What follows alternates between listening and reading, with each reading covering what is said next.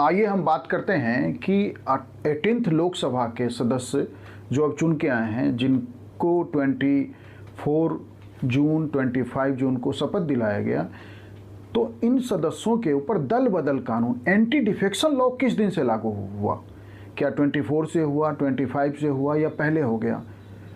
तो इस संदर्भ में यह जान लें कि दल बदल कानून चुनाव आयोग के द्वारा जिस दिन अधिसूचना जारी कर दी जाती है जीते हुए उम्मीदवारों की, उसी दिन से दल बदल कानून लागू हो जाता है। और अधिसूचना जारी की गई 6 जून को, तो इसका अर्थ है कि 6 जून से ही दल बदल कानून जो है लोकसभा के नवनिर्वाचित न्यू इलेक्टेड एमपीज पे लागू हो गया। तो इसका ये भी अर्थ है कि 4 जून और 5 जून को दल बदल कानून लागू नहीं था।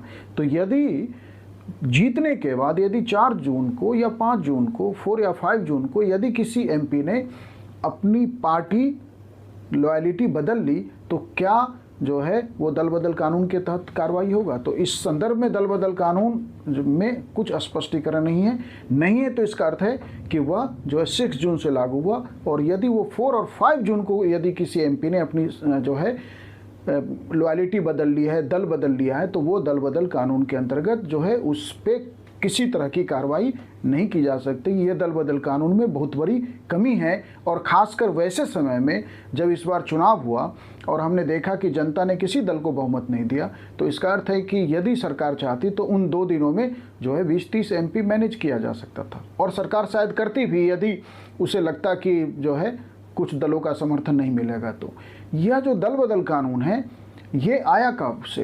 तो देखिए, दल बदल कानून पहली बार 1985 में 52nd अमेंडमेंट एक्ट से जो है, जब राजीव गांधी भारत के प्रधानमंत्री थे तो इंट्रोड्यूस किया गया। और उसके पहले संविधान के 10वीं अनुसूची में 10th शेड्यूल में, उसके पहले भारत के संविधान में राजनीतिक दल शब्द का कहीं कोई चर्चा नहीं है, लेकिन दल बदल कानून को संविधान के 10th शेड्यूल में जगह देके आज राजनीतिक दल जो है संवैधानिक स्थान रखते हैं, संविधान में उनका उल्लेख हो गया है। और फिर उसमें दल किस आधार पे यदि आप दल छोड़ देते हैं, मैंने पहले अपने एक वीडियो में ये बताया हुआ है कि आप यदि दल बदल कानून जब आया तो किन आधारों पे दल बदल कानून के अंतर्गत आप अयोग्य हो जाएंगे। फिर उसी एंटी डिफेक्शन लॉ को 2003 में 91th अमेंडमेंट के माध्यम से परिवर्तित किया गया। क्योंकि वो दल बदल कानून निष्प्रभावी हो रहा था, मतलब उसके होने के बाद भी बड़े पैमाने पे दल बदल चल रहे थे। 91 अमेंडमेंट के बाद भी दल बदल नहीं रुका। देखिए, दल बदल का संबंध राजनीतिक विचारधारा से, और जब तक राजनीति विचारधारा आधारित नहीं होगी तब तक दल बदला जाता रहेगा।